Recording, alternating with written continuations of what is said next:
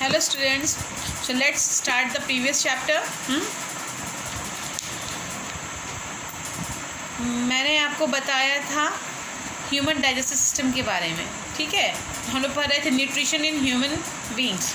उसमें ये बताया था कि स्टमक का मैंने फंक्शन बताया था कि उसमें हाइड्रोक्लोरिक एसिड, पेप्सिन और म्यूकस पाया जाता है।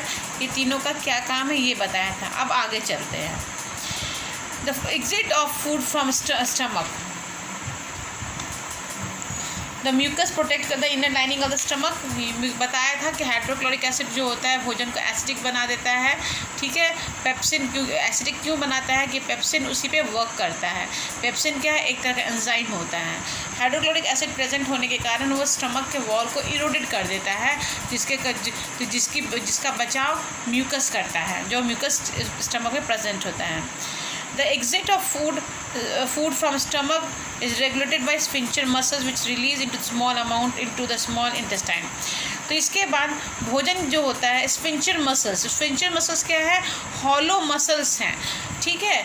जो स्फिंक्टर मसल्स के बारे में आपको मैंने 7th में पढ़ाया है। स्फिंक्टर मसल्स क्या होता है, स्फिंक्टर मसल्स के द्वारा भोजन जो होता है छोटे छोटे अमाउंट्स में स्मॉल इंटेस्टाइन तक पहुंच जाता है। स्फिंक्टर मसल उसको रेंगते स्क्रॉल करते करते उसको स्मॉल इंटेस्टाइन में पहुंचा देता है। स्मॉल इंटेस्टाइन जो होता है एक नॉर्मल ह्यूमन बींग्स का 6.5 मीटर होता है। वो आपस में फोल्डेड होते हैं इस ढंग से कि 6.5 मीटर अरेंज हो जाता है। The small intestine is the largest part of the alimentary canal. ये हमारे शरीर में एलिमेंट्री कैनाल का सबसे लार्जेस्ट पार्ट है। इट इज़ वेरी नैरो, ये बहुत ही नैरो होता है, सो इसलिए इसको स्मॉल इंटेस्टाइन कहा गया है। The length of small intestine is differ in various animals depending on the type of food eat. तो डिफरेंट एनिमल्स पे स्मॉल इंटेस्टाइन का साइज़ वेरी करता है। वो डिपेंड करता है कि कौन जानवर क्या खाता है, उसके ऊपर डिपेंड करता है। जैसे कि लायन का स्मॉल इंटेस्टाइन छोटा होता है लेकिन गोट का बड़ा होता है। रीज़न क्या है कि गोट साग पात पत्तियाँ खाती हैं जिसमें सेल्यूलोज होता है। सेल्यूलोज को पचाने के लिए स्मॉल इंटेस्टाइन का लेंथ ज़्यादा होता है, ठीक है। जब भोजन स्मॉल इंटेस्टाइन में पहुंच जाता है तो small intestine in the human being in the site of complete digestion, वहाँ पे कंप्लीट डाइजेशन का प्रोसेस होता है, ठीक है। भोजन का कंप्लीट डाइजेशन होता है। जैसे कि भोजन में जो कार्बोहाइड्रेट है, फैट्स है, प्रोटीन है, ये सभी चीज़ का डाइजेशन स्मॉल इंटेस्टाइन में होता है। The food coming from stomach is acidic and has to be made alkaline. तो जब स्टमक से भोजन आया था वो एसिडिक था, एसिडिक हो गया। तो एसिडिक था तो वो स्टमक में काम कर गया, क्योंकि वहाँ स्टमक की दीवारों में म्यूकस रिलीज़ होता है। वो म्यूकस एसिडिक से म्यूकस स्टमक के वॉल्स को बचाता है।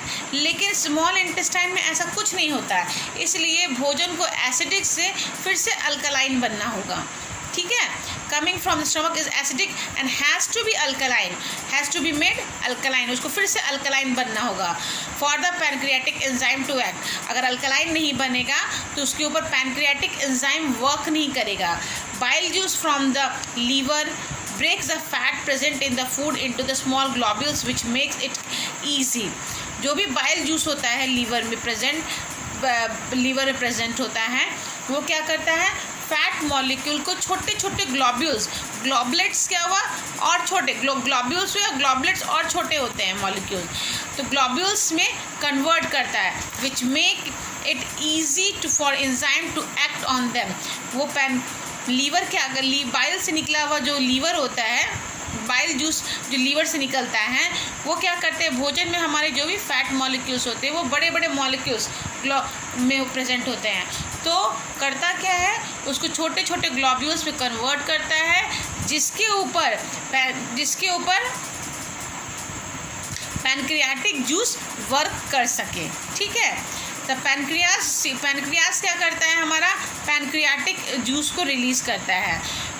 सर्टेन पैनक्रियाटिक जूस, ठीक है, जो कंटेन करता है इंटेस्टाइनल जूस। पैनक्रियास में पैनक्रियास क्या रिलीज़ करता है, pancreatic juice which contain secret intestinal juice, जो इंटेस्टाइनल जूस को रिलीज़ करता है। The enzyme present in finally convert the protein. तो यही इंटेस्टाइनल जूस जो होता है भोजन में प्रेजेंट प्रोटीन को एमिनो एसिड में, कार्बोहाइड्रेट को ग्लूकोज में और फैट को फैटी एसिड में कन्वर्ट करता है, फैटी एसिड और ग्लिसरॉल में कन्वर्ट करता है। फिर से एक बार मैं बता देती हूँ, जब स्मॉल इंटेस्टाइन में भोजन पहुँचता है, कैसे प्रोसेस के द्वारा पहुँचता है? स्फिंक्टर मसल्स के द्वारा स्टमक से स्मॉल इंटेस्टाइन में पुश आउट होता है। वहाँ पहुँचने के बाद कार्बोहाइड्रेट, फैट और प्रोटीन का डाइजेशन कंप्लीट होता है। कैसे होता है? फूड जब आता है स्टमक से तो वो एसिडिक होता है, तब उसको अल्कलाइन बनाने के लिए, ठीक है, उस फॉर द उसको अल्कलाइन बनाने के लिए उसमें बाइल जूस लीवर को मिक्स करता है, जिससे कि फैट मॉलिक्यूल्स जो होते हैं छोटे छोटे ग्लोब्यूल्स में कन्वर्ट हो जाते हैं। साथ में पैनक्रियाज जो होता है पैनक्रियाटिक जूस को रिलीज़ करता है, जिसके कारण भोजन में प्रेजेंट प्रोटीन एमिनो एसिड्स में, कार्बोहाइड्रेट ग्लूकोज में, फैट और फैटी एसिड और ग्लिसरॉल में कन्वर्ट हो जाता है। The digested food is taken up the walls of the intestine then in. वहीं पे जब भोजन क्या हुआ, जो भी भोजन पचना होता है वो हमारे स्मॉल इंटेस्टाइन में पचता है। जो भी डाइजेस्टेड फूड होता है हमारे स्टमक के, हमारे स्मॉल इंटेस्टाइन के लाइनिंग में, यानी कि उसकी दीवारों में छोटे छोटे बहुत सारे फिंगर लाइक प्रोजेक्शन यानी उंगली नुमा आकार प्रेजेंट होता है, जिसको हम लोग विल्लई कहते हैं। विल्लई क्या करता है? वही सरफेस एरिया को बढ़ाता है और भोजन को वहाँ से एब्जॉर्ब करता है। The villi are richly supplied with blood vessels which take the absorbed food to the each and every cell of the body where it is utilized for obtaining energy, build up new tissues and repair of old tissues.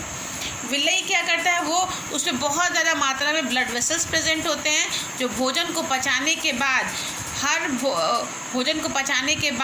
Her body के cell तक उसको पहुंचाता है। पहुंचाने के बाद वहाँ उसका यूज़ होता है, एनर्जी के वहाँ ऑक्सीडेशन होता है, एनर्जी रिलीज़ होती है, जो कि हमारे नए टिश्यूज़ को बनाने में मदद होता है, पुराने टिश्यूज़ को, टूटे हुए टिश्यूज़ को रिपेयर होने में मदद होता है। जो भोजन अनएब्जॉर्ब्ड है, ये जो है लार्ज इंटेस्टाइन में ढकेल दिया जाता है। विल्लई के द्वारा जो एब्जॉर्ब हुआ और जो नहीं हुआ उसको लार्ज इंटेस्टाइन में पुश आउट कर दिया जाता है। साथ में उसमें वाटर फ्रॉम दिस, इसके साथ साथ वाटर की भी मात्रा होती है। The rest material is remove from the body, that is anus, and the exist of fishes is controlled by anal sphincter। जो भी वेस्टेज होते हैं वो लार्ज इंटेस्टाइन से एनस की ओर धकेल दिए जाते हैं, जो फिशेस के द्वारा के रूप में शरीर से बाहर चले आते हैं। स्फिंक्टर मसल्स, जहाँ एनस के पास स्फिंक्टर मसल्स प्रेजेंट होते हैं, वही कंट्रोल करता है फिशेस को बाहर आने में और पुश आउट करने में। आज के लिए इतना। इस टॉपिक को मैं कल फिर एक बार और रिपीट करूँगी रफली, ठीक है।